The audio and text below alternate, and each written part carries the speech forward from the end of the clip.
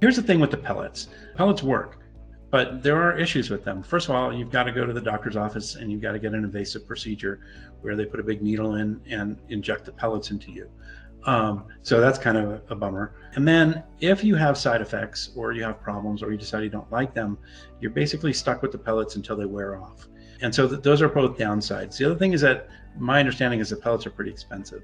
So with the hormone cream or the pills or the patch, we deal with this at your home over the internet, diagnose you, get you your prescription. It shows up in your mailbox, and you start using it. It doesn't hurt. Nobody's going to put needles in you. You just use it. It's simple. And for most people, it works great. Occasionally, we have people that have side effects and it doesn't. And in those people, it's not working right, or they decide they don't like it. They just stop it and they're done.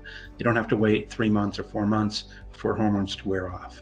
So honestly, I don't really understand the draw of the pellets. Obviously, it's a pretty big industry, so people seem to like them. But to me, if I could take a pill or put some cream on me or a patch instead of having someone inject something into my body with a big needle, I'd go the easy way. The pellets work, but so does the cream and the patch and the pills. So why do something invasive when you don't have to?